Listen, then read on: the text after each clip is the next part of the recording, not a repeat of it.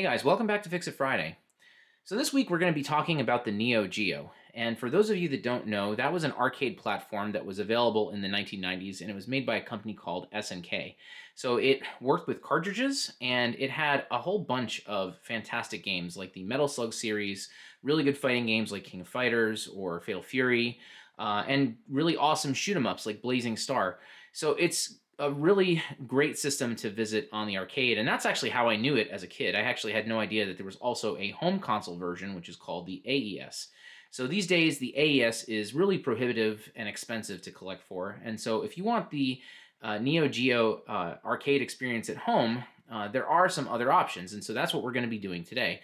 So what we're going to be doing is we're going to be building something called the OpenMVS, and so this is a consoleizing of the Neo Geo MV1C that allows it to work with a standard power supply and Genesis Model 2 SCART connector or HD Retrovision cables. So it basically takes this arcade board and turns it into a home console. And you can use either original MVS carts or you can use a flash cartridge like the one that you see over here. So these kits have been around for quite some time, and I'm actually kind of late to the party. So there were people who were already, manufacturing and selling mostly complete kits. So today what I'm going to be doing is building the entire thing from scratch. So inside of this bag contains all the little parts needed to build an OpenMVS from scratch. And that's the beauty of open source projects, is that you can, build it yourself really from the ground up. So let's get started. But before we get started, let me take a moment to thank PCBWay.com for sponsoring this week's project. When I needed to build this OpenMVS, I turned to PCBWay because their PCBs are always high quality and I can count on their fast turnaround times. Getting an instant quote was really simple, and the online Gerber viewer makes it really easy to verify that your designs look just right. If you're designing new projects, then PCBWay has got you covered. Thanks again for your support, and now let's get back to the OpenMVS. Okay, so we're going to get started by assembling these two boards. So this is the breakout board, and this is the AV board, respectively. And so you can find the files for printing these PCBs on Tianfeng's GitHub, and it also has a list of the bill of materials, which are all the little components that we're going to need to populate these two boards. So basically, this will connect to the Gemma edge on the Neo Geo MVS board, and it taps in the controllers and the RGB signal, and there's also a power regulator and an LED and a few other basics that are on here as well. And then from there, a few of those signals get routed to this board here in the back, and so the RGB gets processed, and I think the audio also gets processed on this board here. So yeah, we're going to start with this board first, and I'll walk you guys through how I assemble a PCB like this. All right, so I'm going to start with this component here, and this is probably the hardest component to solder into place. So this is like a small fuse that is surface mounted and goes right over here. So you can see here this plus and minus. This is actually the main voltage coming in from the power supply. And so these are all input pins, output pins, and then ground. And so this guy has very, very tiny legs that just barely stick out from the chip. And I don't know if you can see it on the silk screen, but there is a small dot here indicating that this is where the front of the chip should go. So this chip also has a dot. So what I'm going to do is align this and solder it into place. It's definitely something easier to do with solder paste in a reflow oven, but of course I don't have that. So I'm going to try to do this by hand and also do it under a microscope. So this is really, really tiny work, and so I'm unfortunately not going to be able to show this on camera, but I'll take care of it and be back in a second to show you how to do the surface mount components on this board, which is definitely a lot easier. Okay, so I managed to solder this fuse in, and it wasn't as bad as I thought going into it. So you have 5 pads on this side. They're very, very tiny. 4 of them are on this trace right here, which is the voltage coming in. So it's actually okay if you bridge them together. That's actually what I did over here. So you can see 3 of them are bridged together, and like I said, they're all on the same pad, so if they end up getting bridged, it's actually not a big deal. On the output, you've got 3 over here that are independent, and then these 2 lines are independent as well, so you've got to be careful. I managed to do this just fine without bridging anything. But yeah, this would definitely be easier with a reflow oven if you've got one of those. So definitely not something for beginners, that's for sure.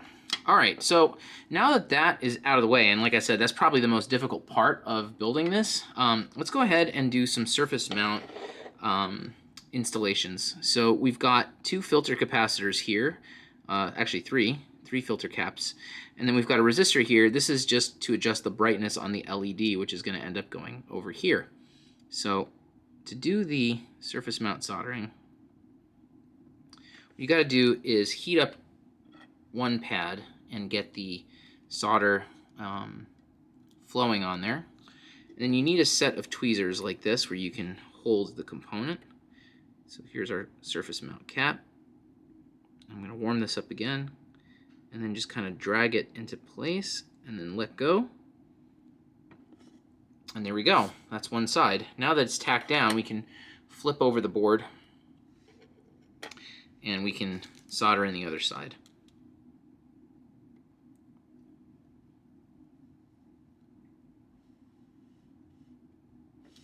Okay, so I'm going to go ahead and finish those surface mount components, and then we're going to move on to some of the bigger parts.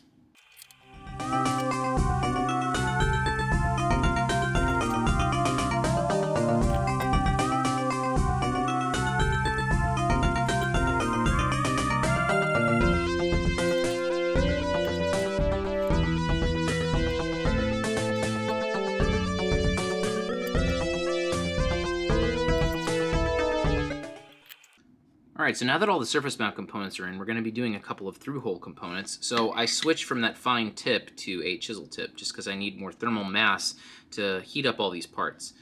So first thing I'm going to do is take care of the Gemma connector, which goes like so. And so what we're going to do is we're going to just lock in one side at a time, and then just make sure that everything is perpendicular. And then I'm actually going to use these tweezers here to push down on each pin as I heat up everything, just to make sure that we have good contact with all of the pins.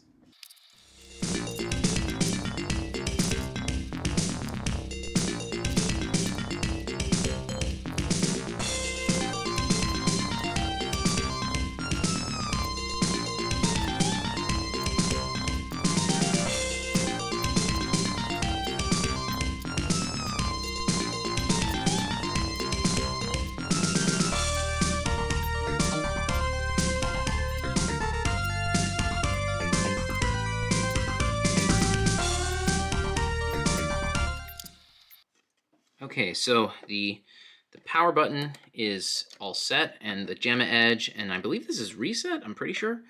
So that's all set, and so now there's just a little bit more that we need to solder into place. So we've got to take these 15-pin connectors. These are for the joysticks, and so they're going to go in right here. And then you'll notice there's a few other places on the board that need to be populated. So there's a connector that goes here for RGB, sync, ground, and 5 volts. I wasn't able to get that, and it's just generally tough to get stuff right now because of the global chips shortage and part shortage. So unfortunately, I don't have that. So I'm probably just going to run some wires from here to the AV board, which is going to be on the back end of the system. So they just go from here to here. I also don't have, there's normally supposed to be a socket and an LED. I couldn't exactly figure out what parts are used for that. So at some point, I'll probably just stick a red LED directly into here and then just bend it so that the light is shining through the port. And then over here, this is where the power comes in from the jack in the back. So I'll be doing that later on. All right, so let's just finish this, and then this board will be ready.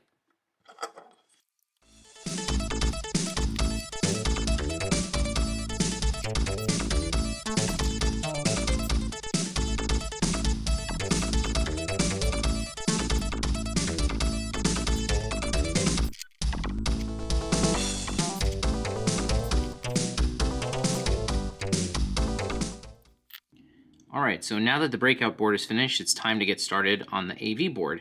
So just like before, I'm going to start with the ICs, just because they're the most difficult and it's nice to work on them and there's absolutely nothing on the board. So with this one, we've got 2 ICs that we need to solder. One of them is the audio amplifier, which is this guy right here, and then this is the THS7374, so this is an RGB amplifier, and you find these in a lot of projects like the N64 RGB and SNES RGB, etc.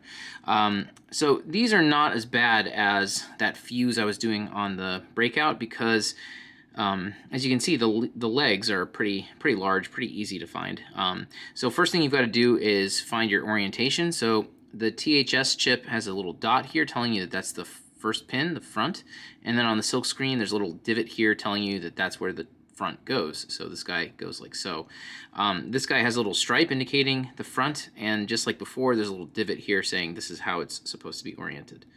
All right, so I'm going to be just using my tweezers to hold things in place. I'm going to be using a decent amount of flux, and let's get this soldered into place.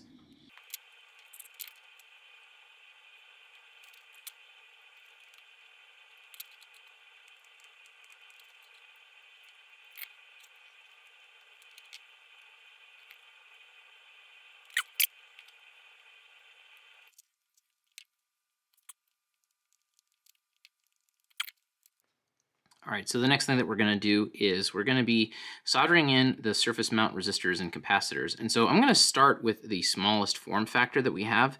These are called 0603 components, meaning I think it's maybe 6 millimeters by 3 millimeters, maybe. I think that's what the designation means. But these are the tiniest ones. They're really like the size of a grain of sand. They're absurdly tiny. So I want to get those out of the way just because they're really easy to lose. And if you're following along and trying to do this yourself, I would really suggest that you get extra ones, because if you don't have good tweezers or if your hands aren't steady, you can easily send them flying. And if you've got the exact amount and you've lost them, well, you've got to spend more money and get more. So what I like to do with this is I have the bill of materials, which tells you exactly where each component is supposed to go. And so with the bill of materials, I'll just go from value to value and populate the board. All right, so let's get these tiny things soldered into place.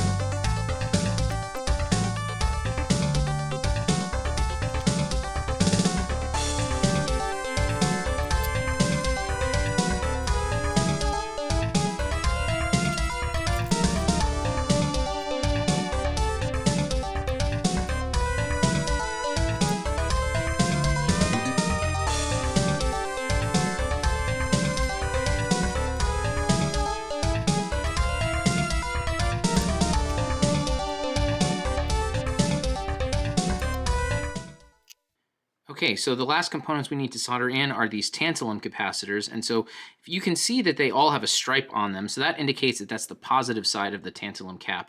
So if you look at the silk screen, there's this little indentation on all of these little footprints here. So that indicates that the positive side goes here, the negative side goes here. So let's go ahead and solder those in, and then we're going to finish up by just installing this Genesis 2 multi-out port on the back.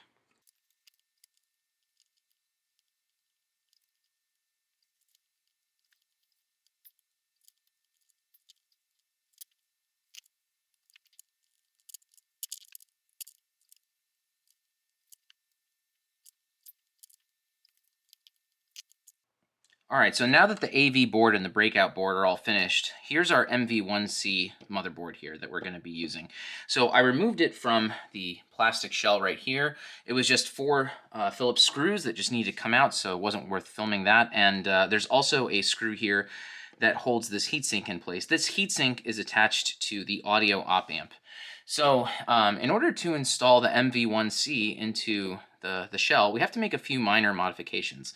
One thing we've got to do is we've got to remove this heatsink, and we can choose to either bend this op amp out of the way. I'm probably just going to remove both, just get them out of the way and save them in case I ever want to put this back into an arcade cabinet. The reason why is just that this heatsink is way too tall, and this component isn't being used anymore. The audio is being handled by that AV board. The second thing too that we've got to pull out is this rechargeable battery. So we're going to replace that with a nice little socket here, which you can see right here. And we're going to be using an ML2032 rechargeable battery in its place. And then finally, we've got to tap the audio out from this little chip right here, and that's going to go to the breakout board. So I've put together this little wiring harness here, and it has these DuPont connectors on the back, and this will connect directly into the AV board. All right, so for starters, I'm going to desolder the op amp, the heatsink, and the battery.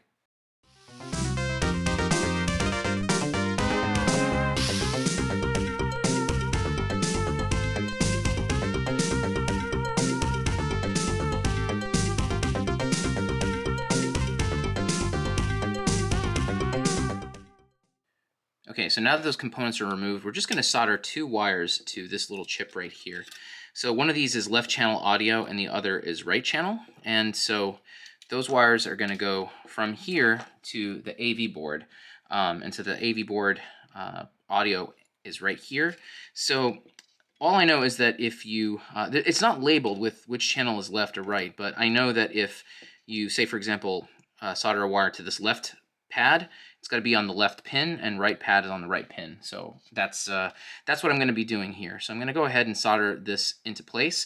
You can also see that I've soldered a harness onto the AV board, and so this is the RGB out, and this also has some DuPont connectors, and that's plugged directly into the multi-out. So this brings RGB, sync, 5 volts, and ground from the breakout board all the way to the AV board. All right, so let's get these 2 wires soldered in.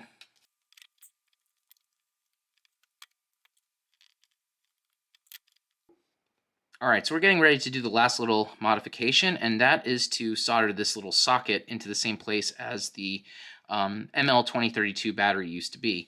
So the way that this works is that both of these pads are positive. This is ground, and so the little socket is just going to sit right over here. So I can solder directly to this via right here. The ground plane is this section right here. So what I've been doing is just taking my razor blade right here and then just scraping away at the solder mask until you get the copper layer underneath, which is all nice and shiny. And so I'm going to line this pad up and solder it here, and that should take care of everything. Make sure you don't use something like a CR2032 because those are not rechargeable. Make sure it's an ML2032.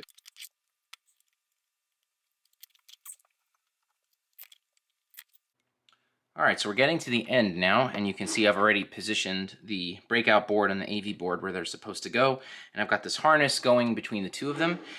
And really the last thing I got to do is wire in the power jack, which is what you can see right here. So I actually made this myself. You can buy the part off of Amazon, and I'll have a link in the description for that. And I just had some 18 gauge wire. You definitely need thick wire for the power coming in. I think I pulled this off of some old computer, like a hard drive, something or other. But yeah, you want something thick like this. So the way that you wire this up, the question might be like, okay, which side is positive, which side is negative? So the center, as you can see, is a little pin, and then the shield outside is also wired. So how do you know which one is positive and negative? And the answer to that is to look at the power supply. So this is a Meanwell power supply. This is recommended in the build guide for a power supply that you can use with the OpenMVS. And if you see here, the center dot has a positive sign, the outer cuff has a negative. So that tells me that this little center pin here needs to be wired for positive, and then the outer shielding needs to be wired for ground. So that's exactly what I did. If you're ever in doubt, you can always test with a multimeter and make sure that this pin here corresponds to the center, and then this one corresponds to the outer cuff.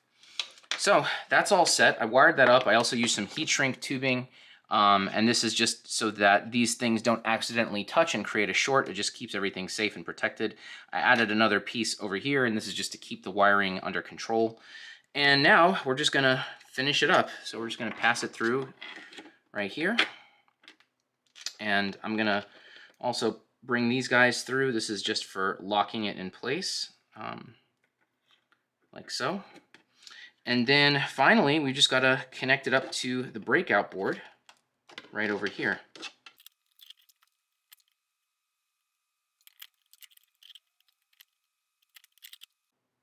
All right, so now it's time to start building this thing and give it its first test. So to build it, you can get a set of M3 screws, which is recommended on the website. It doesn't specify what size screws to use though, so that's kind of a little frustrating, but I think it's something I can just figure out on my own. All right, so first order of business is going to be attaching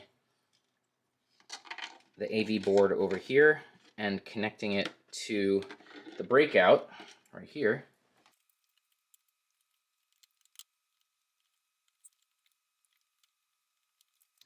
All right, and so now from here, we're going to go ahead and attach the MV1C board directly to the breakout. What you want to do too is just kind of tuck these cables into the JAMA harness, and it just kind of gets them out of the way. And now it's just going to friction fit itself into place just by pushing the DB15 cables into their sockets where the controllers go.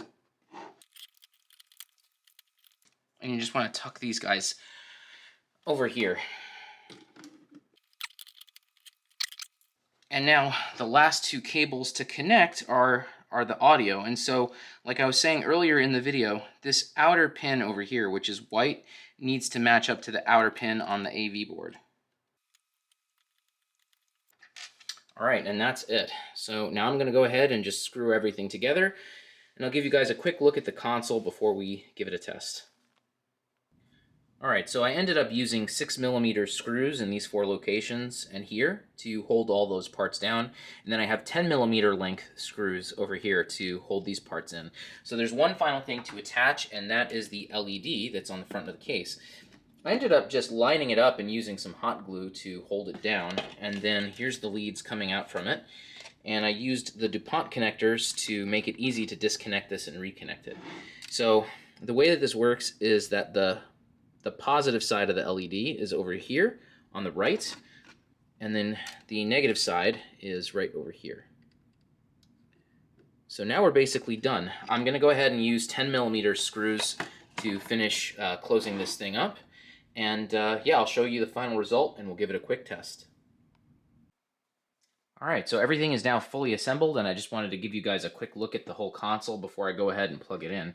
So we've got our power switch here and a white LED. I thought about doing a red one, but you know, everything else is red, so I figured let me just make it a little different and put it white. But honestly, you can just do whatever you want.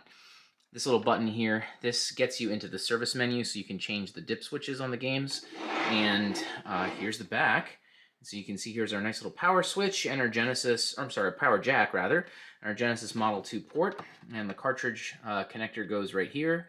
So, I mean, it's absolutely gorgeous. I really love this design. I really love the fact that this project exists.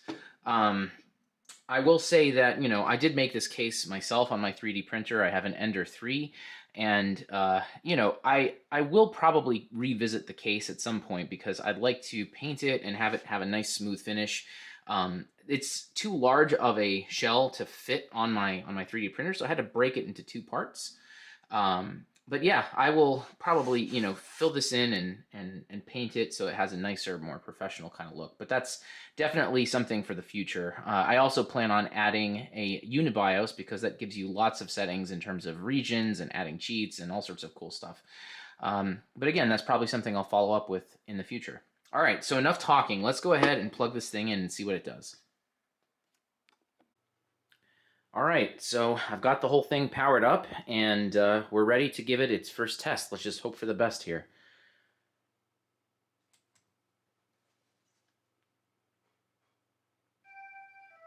All right, that's looking good.